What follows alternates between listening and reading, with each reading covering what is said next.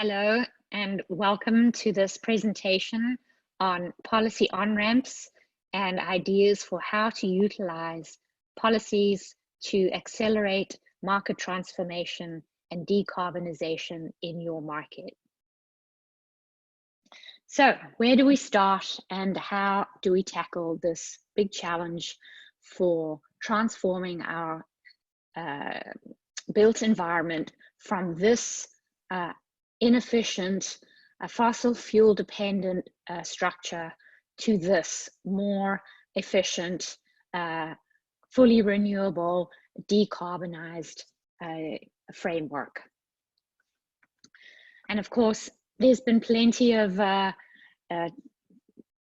literature and information shared on this, and this is one of the early ones by a fellow South African architect, Denise Scott Brown, who collaborated with her rather infamous husband and another person who didn't receive very much credit, Stephen Eisenhower, and wrote this book, Learning from Las Vegas. And what I would like to say is absolutely the idea of learning from a city built in a desert with no water and no access to really good, reliable water source, based on gambling, may not be such a great example for us to learn from. So what I'm going to recommend is that we choose a very different city, and that we use Vancouver as a much better example and place to learn from.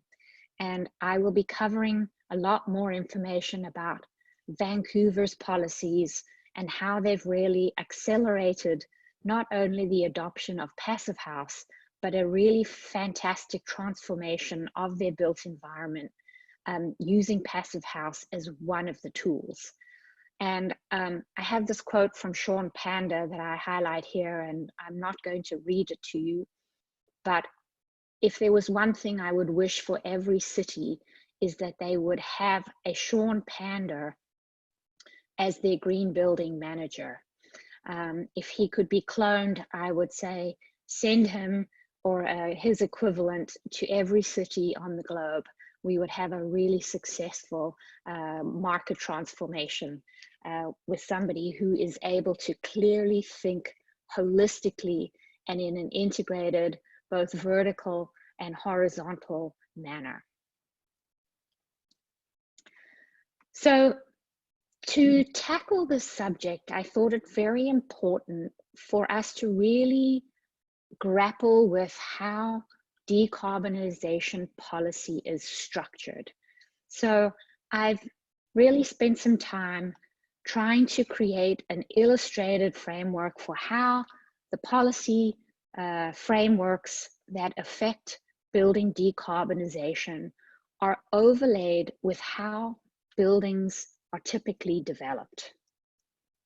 So I'm going to create this framework illustrating the various milestones that happen in building design and development.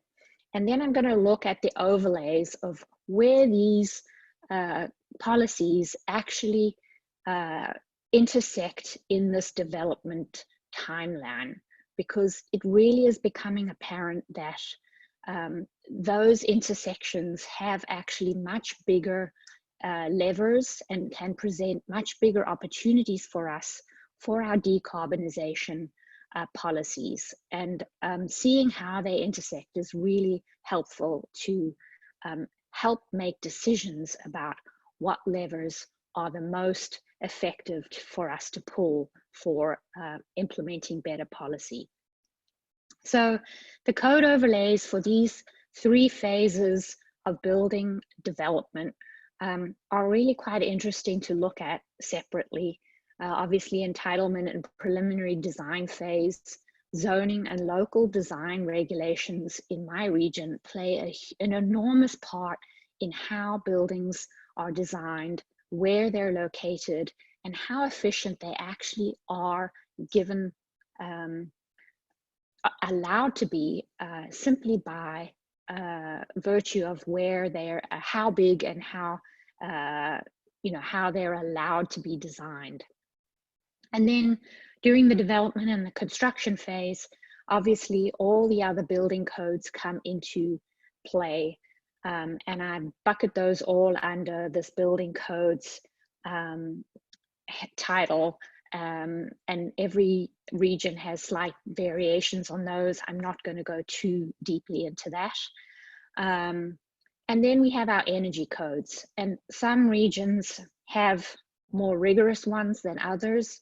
Some are developed slightly differently than others, but for the most part, that is the time frame of where they intersect with our building development cycle. And then finally, occupation and operation is something that, for the most part, our codes don't particularly govern, but I do include them here because benchmarking is really a regulatory framework that does start to impact occupation and operation. So I placed it here because it should be considered and be placed on this framework. So if we look at the typical code compliant building progression, it's everything that any architect or owner and developer and policymaker is familiar with, the typical phases of project development. And what I'm really wanting to point out is where the energy codes and these policies actually intervene in this development timeline. And for typical code compliant buildings, the most regions, the energy code really only affects a building right before a building permit is pulled. Some projects might push this a little bit further up the development time frame, but for the most part, we know that energy codes really are only required to be developed and calculated right before a building permit is pulled. And if we then look at how passive house buildings are developed and where the passive house energy model intervenes in the system and the time scale for how projects are developed, we see a little variation. So what I'm really trying to point out here, that energy modeling is done a little further upstream in passive house buildings, and the certification is also actually typically happens right after the final. It doesn't all happen right before a building is occupied. So really just showing the difference between a code compliant framework overlay and the passive house overlay. And what I'm really trying to point out here is passive house intervention a little further upstream gives it a lot more leverage, because teams are allowed to actually make much better design decisions when they're informed further upstream in the schematic design. So right there, that's a huge opportunity for policymakers to potentially intervene by transforming their code and just literally shifting when the energy model is required for submittal.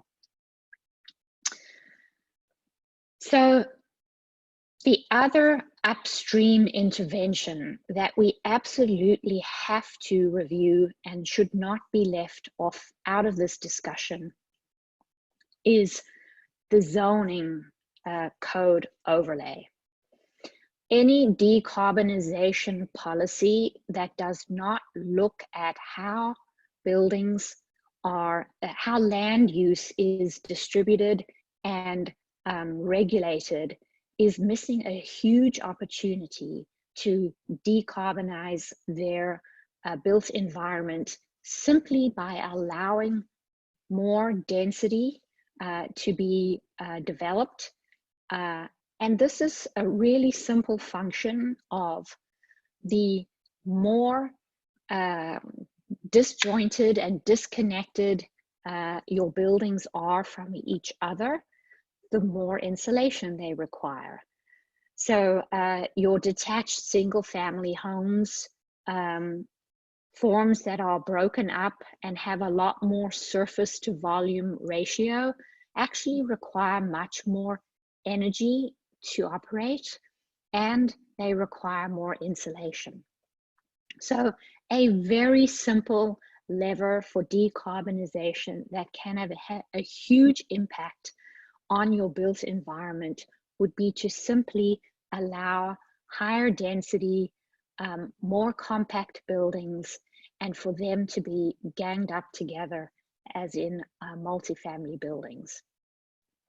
So, and just to illustrate the point, this is my city, San Francisco, and San Francisco is one of the better cities in North America, and yet we still only allow multifamily buildings to be built in less than 30% of the area of our city.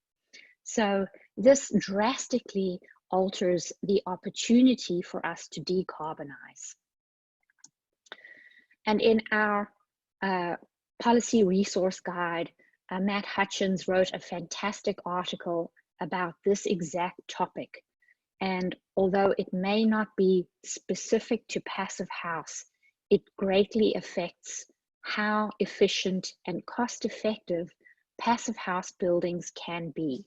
So start always with zoning.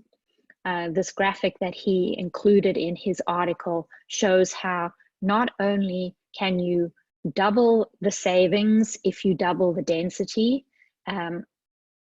for your housing, but you actually can also halve the transportation footprint. So the emissions, the CO2 emissions from transport actually also benefit.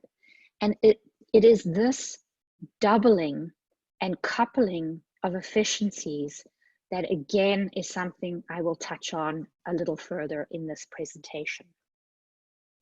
So the other upstream policy intervention that absolutely cannot be left off this conversation are local design regulations. Many of you will have seen very similar illustrations to this one, which comes out of a local city near me here in California, where the building design regulations are encouraging architects to build these absolutely disjointed, cobbled together, crazily articulated structures in order to conform to what they are perceiving as neighborhood character. This is an overlay, a policy overlay that every city has here in California. And I'm always amazed that this is never required to be reviewed through a carbon emissions lens. And for the most part, what I see is these local design regulations that give guidelines for creating these completely disjointed, overly articulated boxes are actually sabotaging all the other good work that you are attempting to achieve in your building energy codes. So make sure that you aren't killing your carbon action plans by having your well-intentioned planning and local design guidelines folks really requiring all of this ridiculous articulation. And again, this is what's required in San Francisco. The design guidelines show this subject building as the unsupported version, but the version that they are encouraging architects to deliver are also actually horrendous. If you recall the slide I showed with how complexity and additional surface to volume ratio really increases the amount of insulation required and the amount of energy used, this is really not a good idea. So I encourage you and I urge you to make sure you educate your planning departments on the cost and the carbon impact of excess articulation. And perhaps there is a third way that can be found that still does create a unified, integrated neighborhood character. But really, this may not be the particularly best design that I can create with the PowerPoint shapes tools. But really, the point I'm trying to make here is find a third way, keep it simple, and make sure your design review guidelines are also viewed through a carbon emissions lens. So as I'm, the point and the structure I'm trying to build here is to really start to look at our policies in a completely holistic and integrated way. And so not just in a vertical way from the time frame from start to finish of a typical project development milestones manner, but I would also like to look at our codes horizontally. So dig a little bit deeper, and today I'm really going to focus specifically on the energy code development structure because it's instructive and actually reveals quite a lot of additional potential barriers and hazards. So I'm going to be using California's own energy code, which is called Title 24, Part 6, and it falls under the framework of the California Energy Commission, who have been fantastic in really keeping California's energy consumption at a pretty excellent level in comparison to many other regions here in North America. And the framework I'll be looking at also actually is pretty similar to what is used by the International Code Council.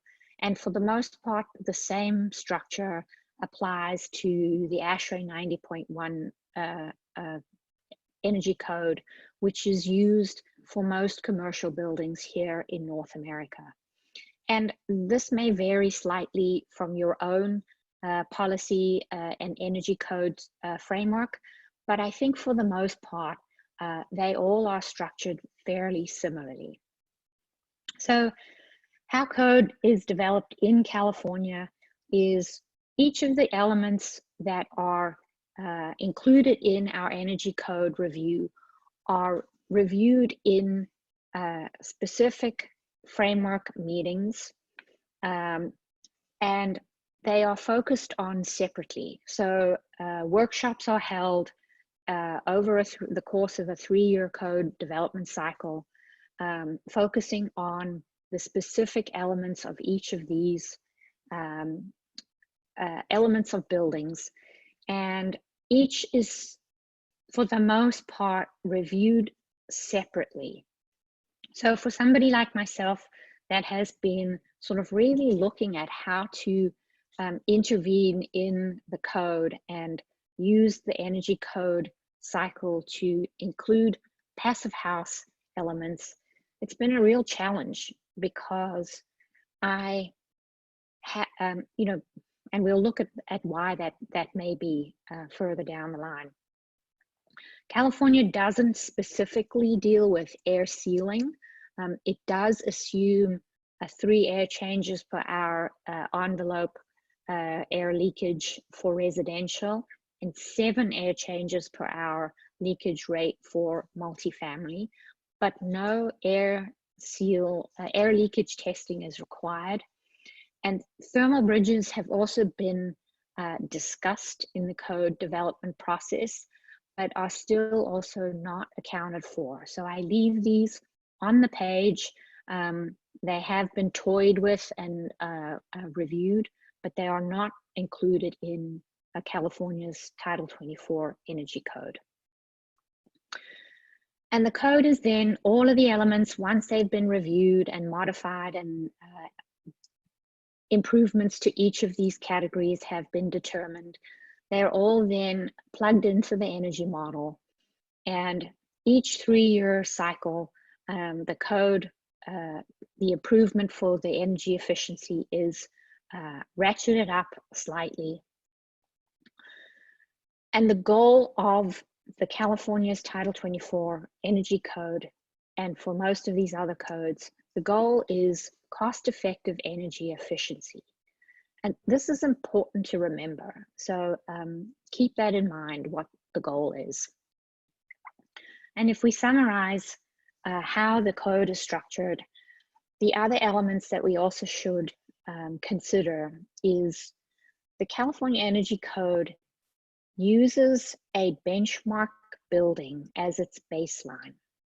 So your building is always compared to this benchmark building, and your building is required to achieve a percentage better than this benchmark building.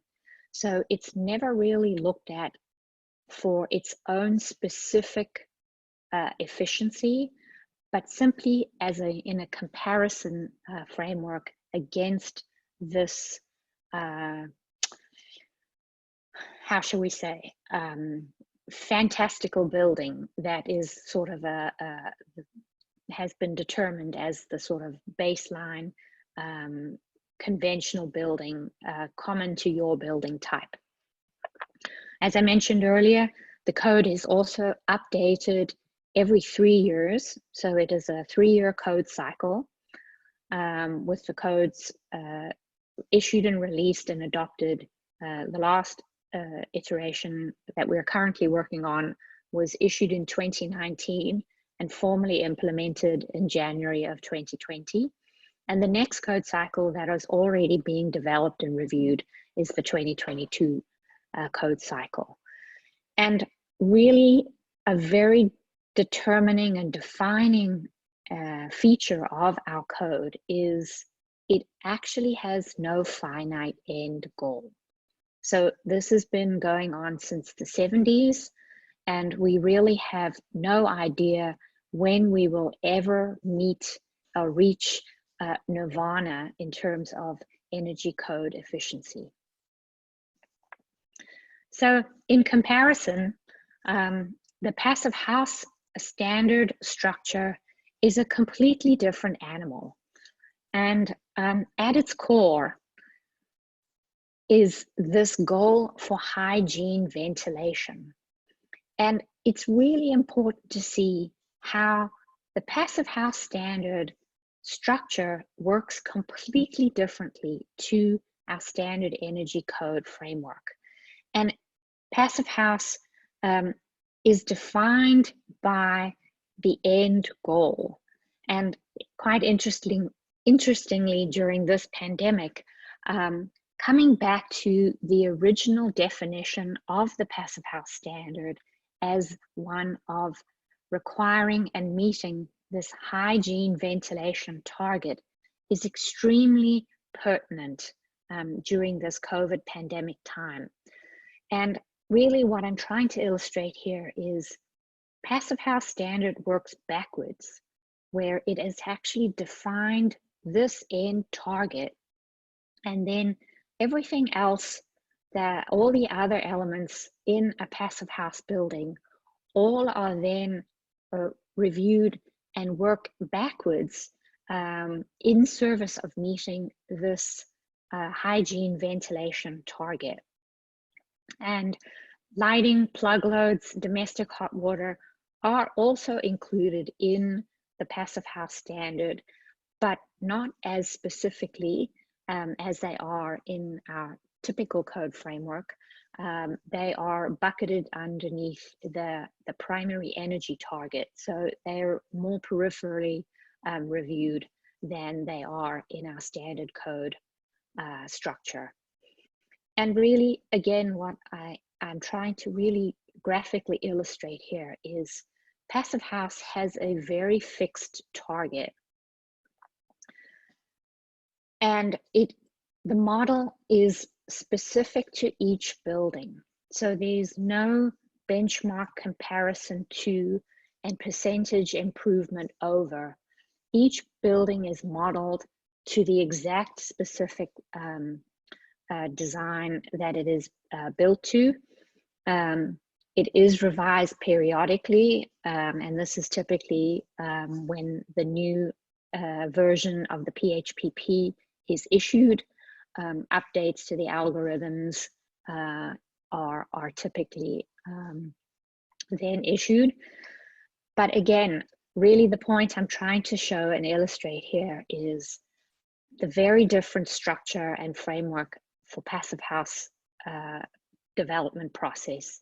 And it's really distinguished very clearly by these defined targets and very clear end goal. So the million-dollar question I am always asked by policymakers is, how can we integrate passive house into our code framework? And I have really struggled with this particular question about how to merge these, how to harmonize these, and looked very deeply into many of the specific elements included in our code. But the conclusion that I have reached is perhaps that is the wrong question to ask, because, and as I've showed and tried to illustrate graphically, these are two very different animals. Trying to merge them and integrate them may not be the best pathway forward. And to be honest, because the end goals are also so different, really the outcomes and the structure of them really may not be, merging them may not be the best pathway forward. So how do we harness the power of passive house, and how can we utilize its unique framework to help drive conventional code and transform our built environment?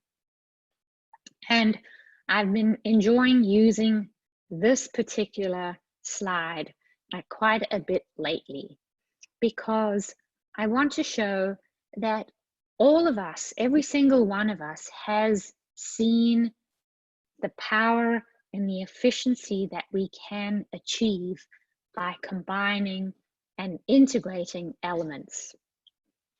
And what I'm seeing here, particularly in California, when we apply this to our built environment, we have all our disparate components of our buildings. So our hot water systems, our ventilation and energy recovery systems, and our heating and cooling systems. So this is a heat pump, a furnace. And unfortunately, we all, these all get put together in very separate categories. They're reviewed by our code as separate systems altogether.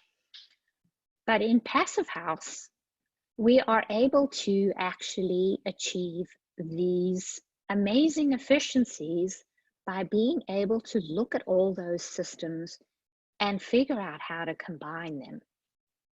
So really, this is something that I think our conventional code development people and policymakers really need to look at carefully, because this is the essence of passive house, is this ability to combine and integrate systems to create these order of magnitude better products that actually utilize all the disparate elements and integrate them in ways that actually can leapfrog over the conventional efficiencies now still routinely available on our market. So my point I'm trying to make here is why, if we can utilize the integrated holistic approach embedded in the Passive House framework for building products, why can we also not do that for our policy? So to recap where we have got to so far, what I've really tried to illustrate so far is that Passive House is an upstream intervention. And this upstream intervention actually can also be leveraged in many other of our code overlays and may really be the secret source of Passive House's success.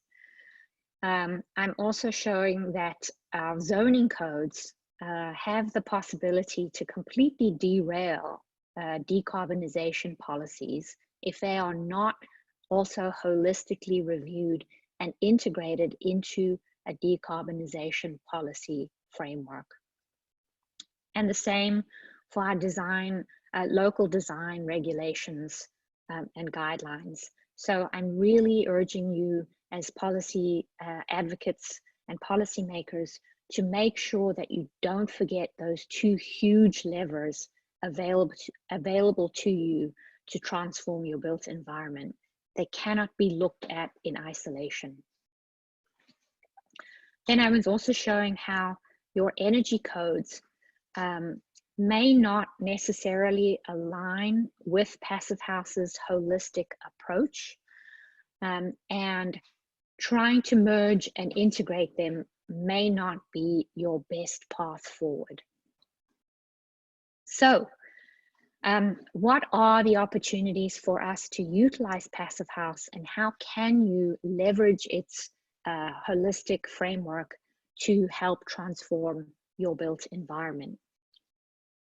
And I would like to use examples, specific examples where this has been successful, and break down the specific policies that they've utilized to transform their built environment. And of course, Brussels has been for now since early 2004 the poster child of this transition.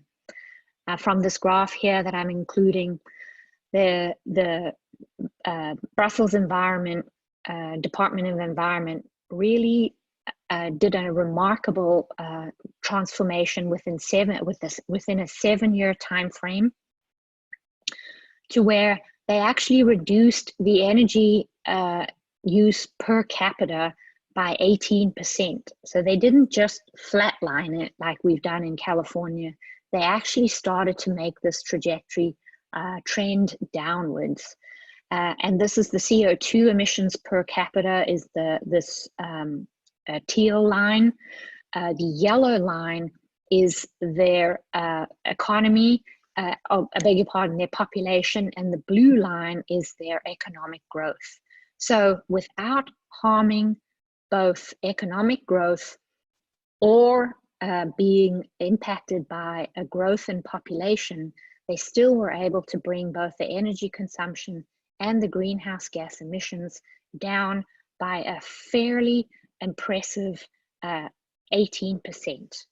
And this framework that they used is the template that has been replicated now here in North America. And it was a very simple strategy that they articulated very clearly, and really identifying the clear end goal, providing training and support to the industry leaders, people already going beyond code, like your Passive House advocates and professionals. They promoted these front runners with wonderful books, exhibitions, and prizes. And only after the industry became comfortable with and felt confident that they could deliver at these high performance numbers, only then did they change the code. So this, in fact, is the exact same pathway that Vancouver has followed. And they have really been exemplary in being able to replicate that same framework in a really vertical and horizontally integrated manner. So the article from Chris Higgins in our policy resource guide really outlined these specific first steps that the City of Vancouver took to help transform their building industry. And they did the whole remove the barriers to passive house. They added incentives to increase passive house uptake, and they used their own buildings as pilot projects. So fire stations, city community buildings, and their own housing and development projects to serve as catalysts to spur the transformation of their local city building stock. They went further once the early pilot projects were underway, and they adopted this zero emissions building plan, which is quite remarkable in its scope and its depth. And I encourage you to dig deeper and take a look at how that's structured. The link I'm sharing on the source tab here will allow you to really find that policy and really see how it's structured. They also trained their city staffers. So not only the planning department, but the building department also went through the passive house training so that everybody was on the same page and could understand this holistic integrated building approach. And then they further subsidized the trainings for building industry professionals in the region because they realized that in order to allow this to flourish and to thrive, they needed to reach a critical mass for professionals who knew how to implement. And this is exactly the same pathway that Brussels did. Vancouver and the province of British Columbia actually then went a step further, and they transformed their code framework. The BC Energy Step Code is a framework that I am particularly excited about. They used their REACH code framework as the starting point for this completely new code structure. And really, if we look at it a little bit more carefully, what they did was they identified an end goal. They set the timeline. So from 2017 to 2032, that's the time frame where people in the built environment and cities would get to decide for themselves which of these levels, these energy improvement and efficiency levels, they wanted to start on. And of course, the bottom step was the standard BC Buildings Code. And then each step ratcheted up incrementally to the final step, which included passive house. And this really clear direction and clear end goal has been enormously successful in not only providing really clear information to the built environment, but manufacturers have also stepped up. And interestingly, manufacturers, because it is much more cost effective, have actually started to build to meet the performance targets of the end goal destination, rather than determining, well, every few years we'll have to improve the efficiency of our products. They went straight to the end goal. So very simple, clear instructions and very clear messaging to the market of where the energy code needs to go. And this same framework is now being replicated in other parts across North America here extremely successfully. So British Columbia, with Vancouver being the catalyst, was the first. And this same framework and the step code is now sort of being replicated and rolling out across the entire all the other provinces in Canada. Toronto is doing amazing things with Passive House that I'm sure hopefully other presenters in your conference here were able to share details with you about. New York State is also an incredibly savvy front runner, with NYSERDA really leading the charge and utilizing these same framework principles that were implemented in Brussels. And more recently, the state of Massachusetts with their Mass Save program is doing all the same, pulling all the same levers as Brussels did and replicating this same industry transformation framework. NYSERDA's early workforce training and development funding grant was really particularly successful, and I wrote about this in the policy resource guide, identifying what were the successful elements of that funding program. It was actually a very small amount of money allocated over 2 years, a year and a half really, and distributed to professionals, not only taking Passive House training, but other high performance training programs. And you can see from this graph showing the number of certified Passive House designers and consultants in New York City. New York City skyrocketed with the number of professionals able to design to Passive House standards, with Vancouver, British Columbia fairly closely behind. And these numbers are taken from 2017, so are quite outdated already. I'm sure this has transformed again quite radically. But really what this did was it enabled the City of New York to include Passive House certification in the request for proposal for its city-owned affordable housing project.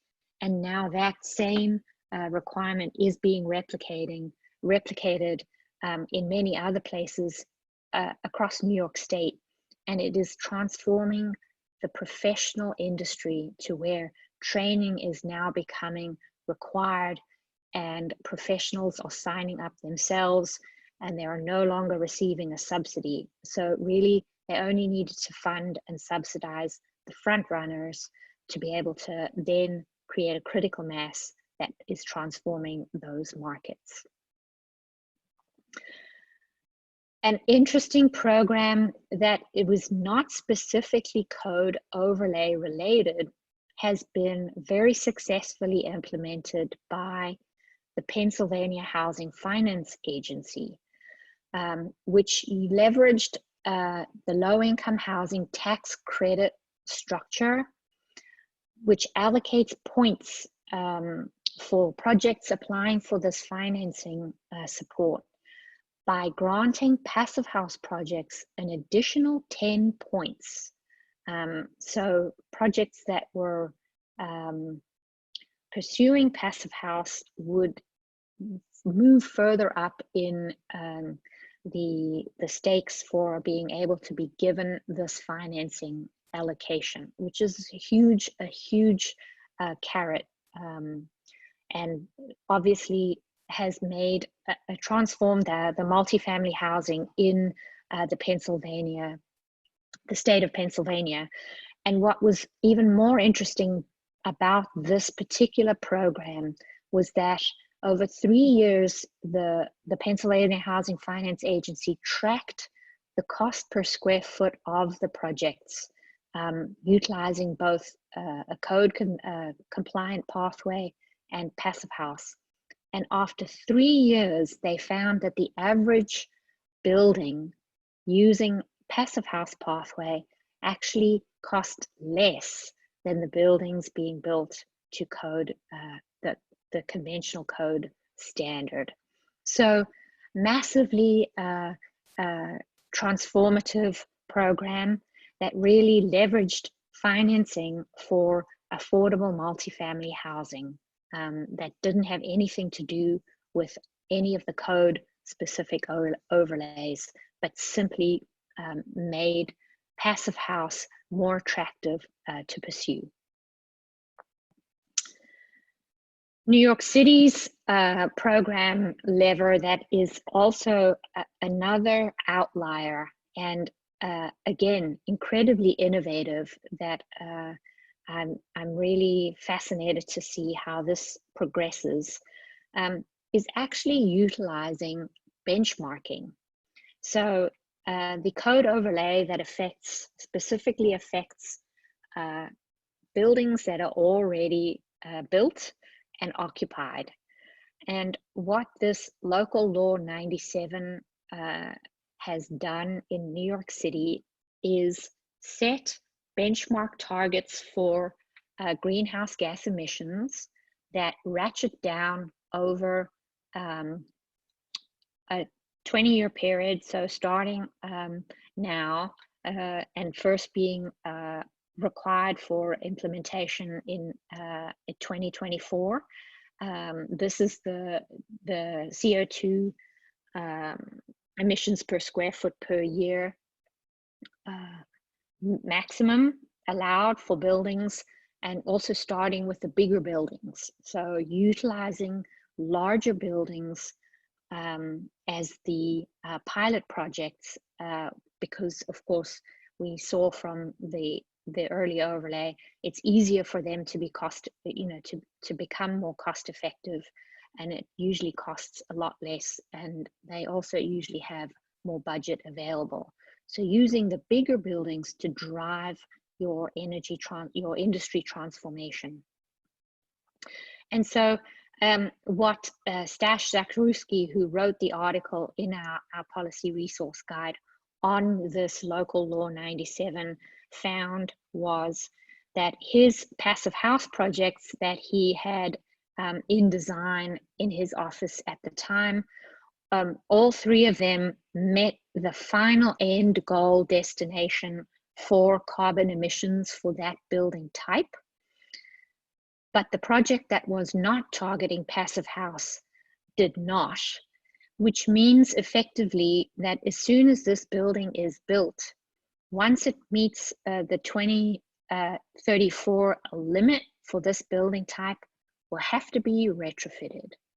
So this is a fascinating energy code program, or actually legislation program. It's nothing to do with the energy code, but using benchmarking to drive building performance retroactively, which any developer looking at this would actually then be forced to go further upstream and ensure that his or her building was built to the most efficient standards ahead of time, in order to avoid the penalties and the fines further down the road that are clearly inevitable if it's only if the building is only built to energy code compliance standards.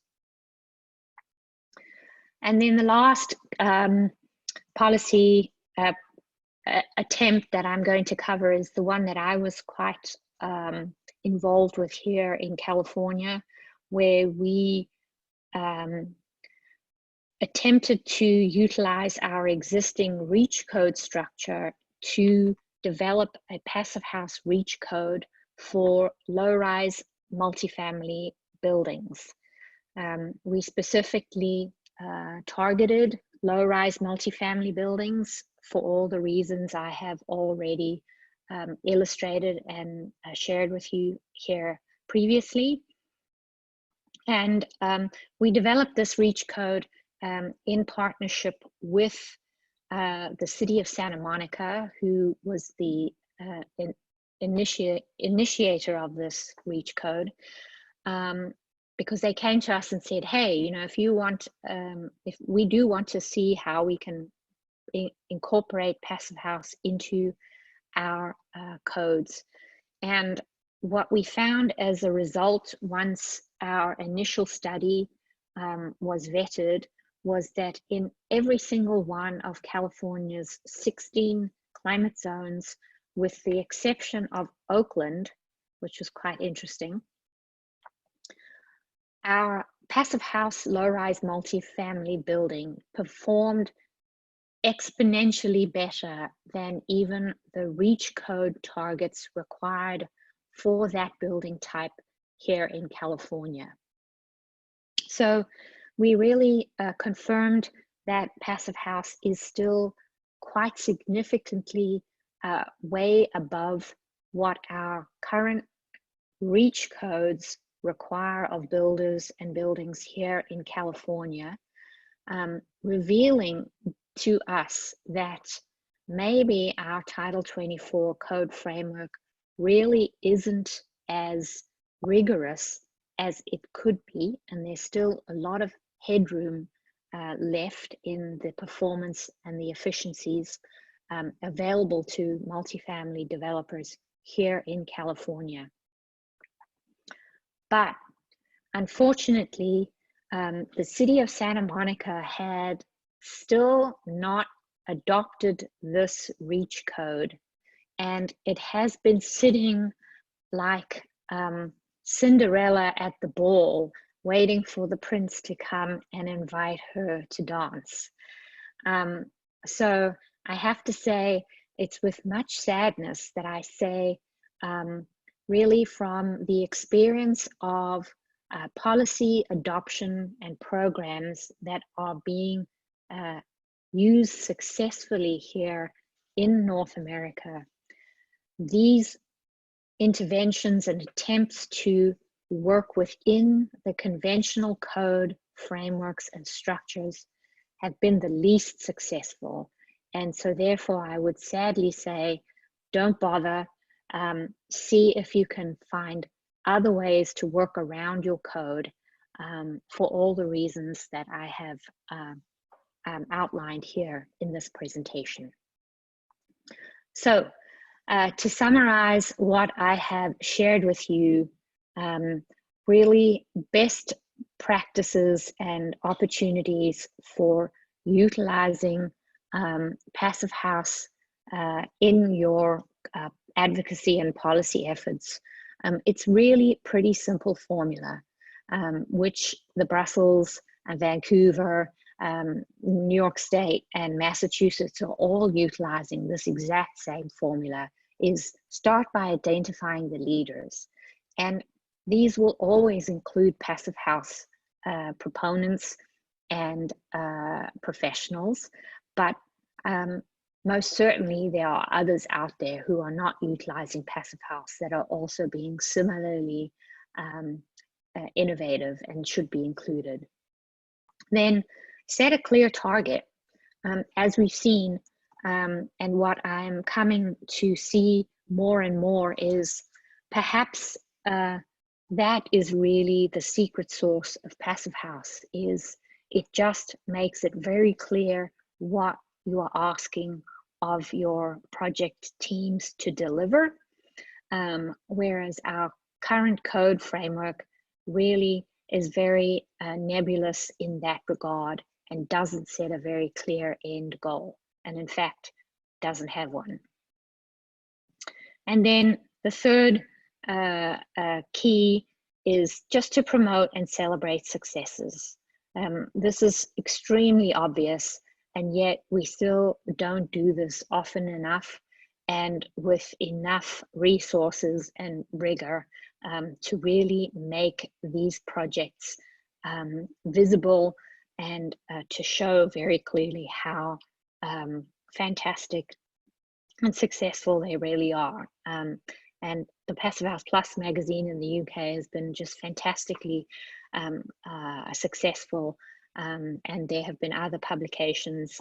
We here in North America have had the wonderful support of Mary James's Low Carbon Productions books to also do the same. So I hope you have a similar framework for your local community building to Passive House. So the other sort of super basics, how to promote on-ramps to Passive House adoption. Start not with incentives, but with education. It's really important I see education gets missed all the time, and policymakers always go straight for the carrots, leaving the education and the books behind. And the books really are where we have to start. That is the foundation. So your training should start with yourself. Planning and building departments. If policymakers really are sincere and serious about transforming your built environment, you cannot keep doing the same thing as you've been doing for the last 50 years. Clearly, it hasn't been working, or we wouldn't be in this predicament that we are already finding ourselves in today. And of course, if you can subsidize these trainings for others, that is a fantastic investment in your local environment and pays dividends over and over again. The incentives, structuring them very carefully is also another thing to be very cognizant of. And there are plenty of them that are cost neutral. Vancouver has some fantastic examples. I would recommend that you go and dig into their website, look at how they've structured incentives for policy. I think they are really the best example with the most clear vertical through line for how they are really promoting specifically passive house projects in their region. Very easy to add floor area ratio benefits, height allowances, upzoning, all sorts of easy cost neutral incentives. And then if you do have budget, the finance ones that actually are meaningful are also readily available. So don't forget to think about them very creatively and laterally. And then of course, once you have done your education and your incentives, removing the barriers, really look to your code frameworks and think about what it is you really want to be incentivizing and how do you want to structure your energy and your zoning and your design review codes. Do you want to keep doing what we have been doing for a long time now, business as usual, or do you want to go straight to the end goal? So with that, I thank you for your kind attention. I again am so grateful for this opportunity. I wish you great success in your policy advocacy. And I look forward to seeing some fantastic work coming out of that and some even more innovative and exemplary policy frameworks that you can utilize all of the elements and the ideas and the examples that I've shared with you today to come up with things, with policies and codes that work for your specific market. Thank you and have a great evening.